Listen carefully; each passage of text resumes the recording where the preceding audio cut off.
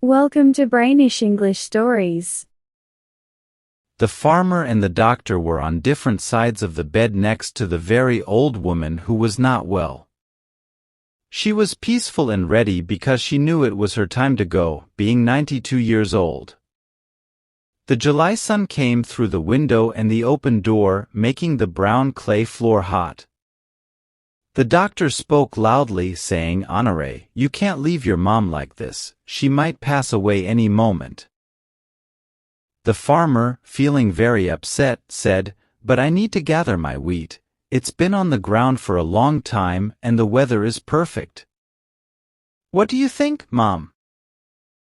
The old woman, troubled by her desire to save money, agreed silently, encouraging her son to gather the wheat and leave her alone. The doctor got mad, stamped his foot, and said, "You're no better than an animal, understand? I won't let you do it.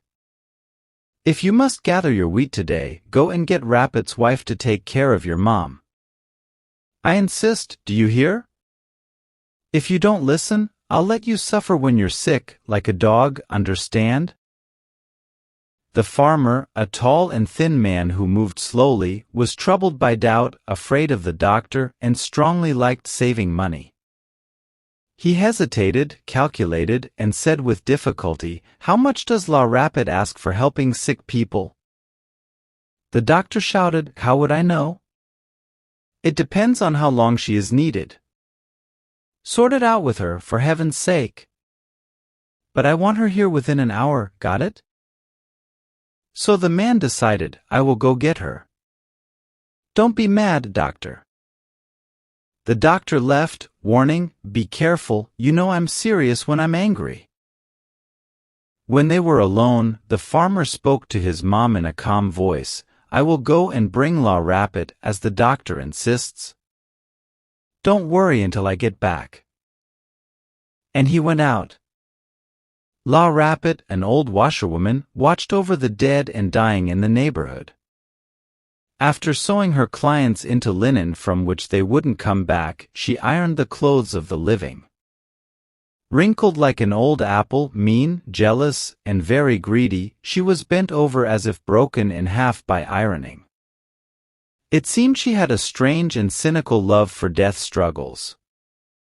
She only talked about people she had seen die, describing in great detail similar deaths, like a person talking about their luck. When Honoré Bontemps entered her small house, he found her working on starch for the collars of the women in the village and greeted her, "Good evening, I hope you're doing well, Mother Rapet?" She looked at him and said, as always, and you?" He replied, "Do.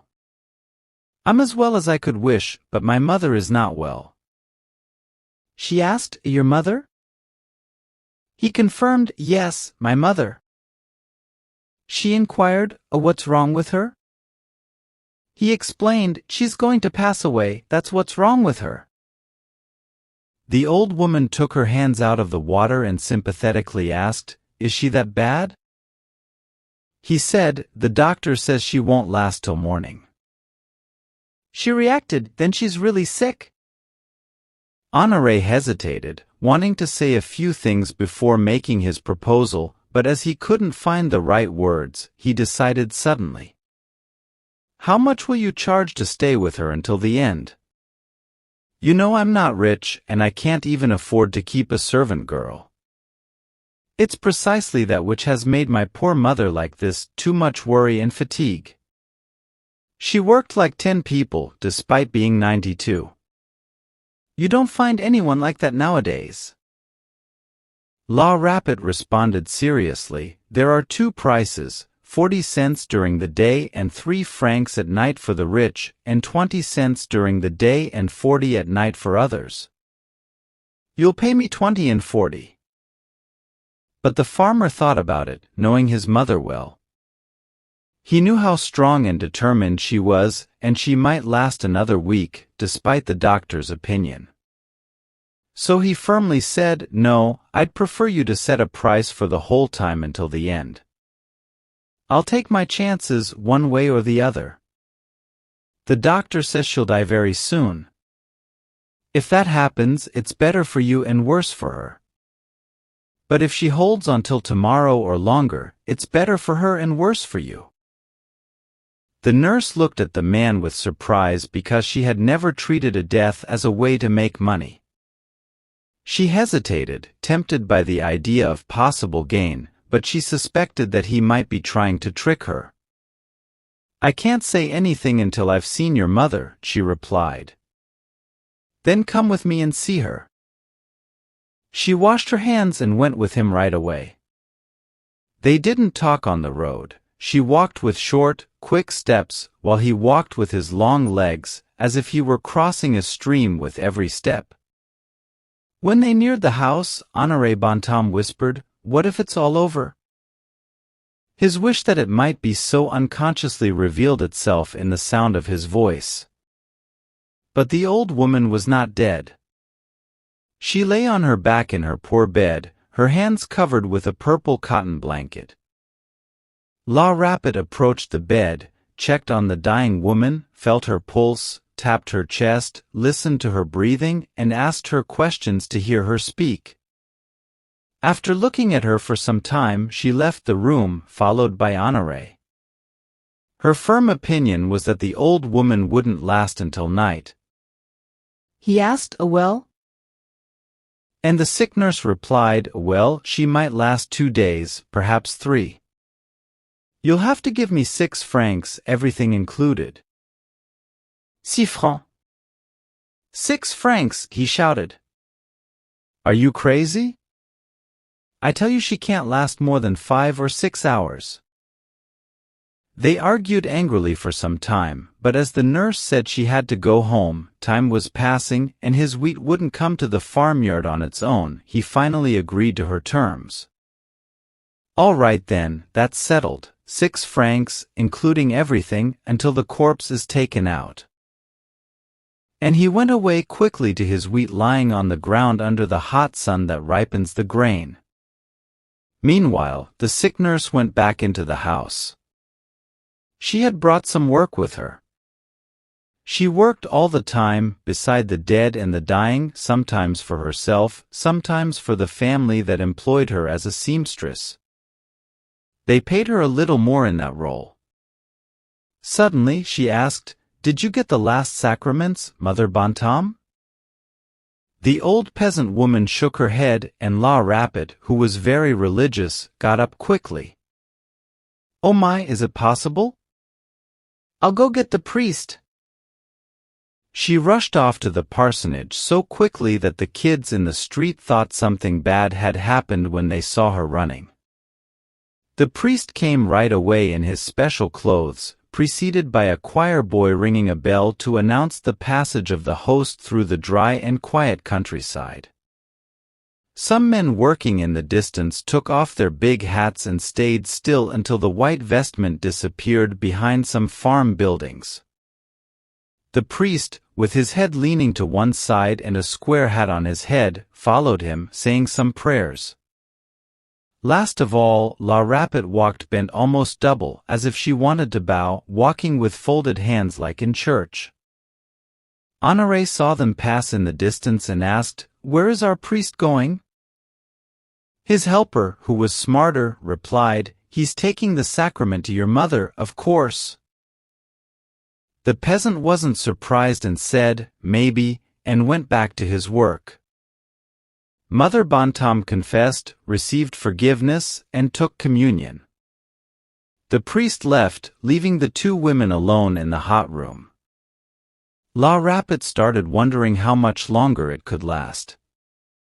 The day was getting darker, and cooler gusts of air began to blow.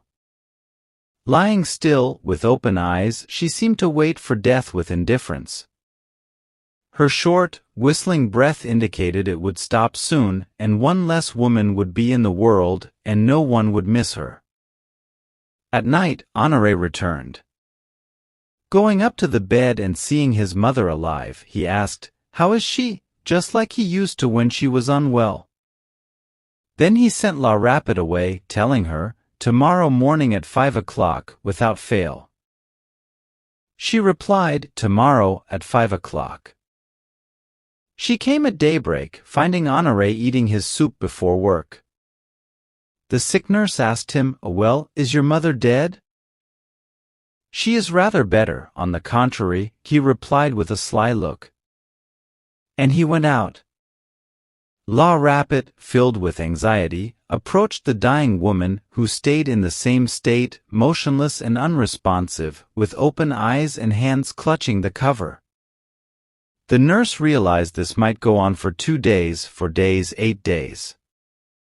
Her greedy mind was scared, and she was angry at the sly man who tricked her and at the woman who wouldn't die. Still, she started working and waited, closely observing Mother Bontemps' wrinkled face. When Honoré returned for breakfast, he seemed satisfied and in a teasing mood. He was successfully harvesting his wheat under very good conditions. La Rapet was getting frustrated. Every minute felt like time and money stolen from her. She felt an urge to stop the old woman, this stubborn and headstrong fool, and end her short, rapid breath stealing her time and money. But she thought about the danger and other things, so she went to the bed and asked, "Have you ever seen the devil?" Mother Bontemps mumbled no. Then the sick nurse started talking and telling stories that might frighten the weak mind of the dying woman. She said that just before someone dies, the devil appears. He carries a broom, wears a saucepan on his head, and shouts loudly.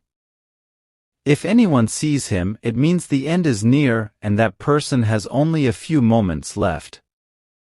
Mother Bontemps, disturbed in mind, moved around, wringing her hands, trying to turn her head to look toward the end of the room. Suddenly, La Rapet disappeared at the foot of the bed. She took a sheet from the cupboard, wrapped herself in it, put the iron saucepan on her head so its bent feet looked like horns, and held a broom in her right hand and a tin pail in her left. She threw the pail to the ground with a loud noise. Climbing on a chair, the nurse lifted the curtain at the bottom of the bed, showing herself, making gestures, and shouting into the iron saucepan covering her face. She threatened the nearly dead old peasant woman with her broom. Terrified, with a crazy look on her face, the dying woman made a superhuman effort to get up and escape. She even got her shoulders and chest out of bed before falling back with a deep sigh. It was over. La Rapet calmly put everything back in its place, the broom in the corner, the sheet in the cupboard, the saucepan on the hearth, the pail on the floor, and the chair against the wall.